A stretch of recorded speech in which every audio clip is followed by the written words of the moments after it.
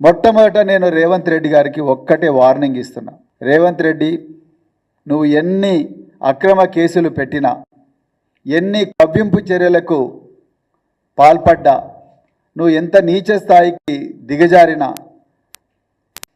హరీష్ రావు గారు, కేటీఆర్ గారు, మిగతా అందరూ భారత రాష్ట్ర సమితి నాయకులందరూ కూడా తెలంగాణ ప్రజల పక్షాన్నే ఉంటారు.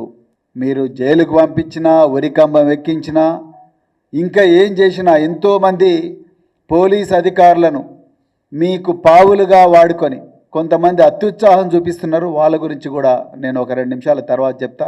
అధికారులు, ఐఏఎస్ అధికారులు, ఐపీఎస్ అధికారులు, వాళ్ళ గురించి కూడా చెప్తాను.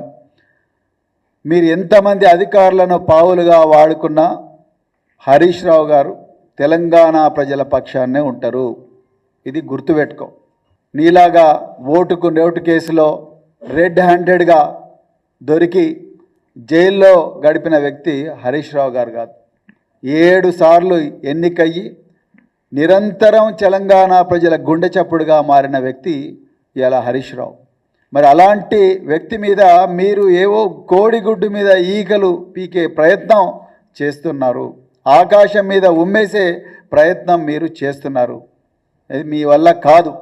ఒకవైపు తెలంగాణ ప్రజలందరూ కూడా, మరి హరీష్ రావు అందరూ కూడా తెలంగాణ ప్రజలందరూ ఒకవైపు ఉన్నారు, నువ్వు ఒక్కనివి ఒకవైపు ఉన్నావు. ఇలా తెలంగాణ ప్రజలను వాళ్ళ ప్రయోజనాల కోసం పోరాడుతున్న వ్యక్తి మీద ఎన్నో కేసులు పెడతా ఉన్నావు. మీరు 6 గ్యారంటీలు అమలు చేయకపోతే ప్రశ్నించినందుకు కేసులు పెట్టిండ్రు.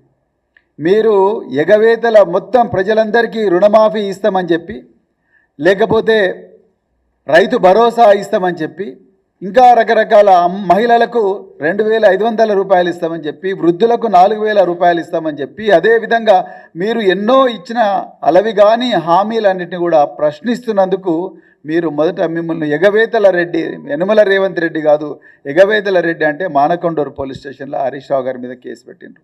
అదేవిధంగా మీరు దేవుళ్ళ సాక్షిగా మహబూబ్నగర్ పోయి కురుమూర్తి దేవుడి మీద, వేములవాడ పోయి రాజరాజేశ్వర స్వామి వారి మీద, అదేవిధంగా హన్మకొండల ఇంకో దేవుడి మీద, అదేవిధంగా యాదాద్రి భువనగిరిలో మరి లక్ష్మీ నరసింహస్వామి దేవుడి మీద ఒట్టేస్తే హరీష్ రావు గారు పోయి ఆ దేవుడికి దేవాలయంలో పవిత్రమైన గర్భగుడిలో పూజ చేసి మీకు కనీసం జ్ఞానోదయం అన్నా కలగాలి, దేవుళ్ళ పేరు పెట్టుకుంటూ ఈ పాపాన్ని క్షమించు రేవంత్ రెడ్డిని అన్నందుకు యాదాద్రి పోలీస్ స్టేషన్లో హరీష్ రావు గారి మీద కేసులు పెట్టిండ్రు.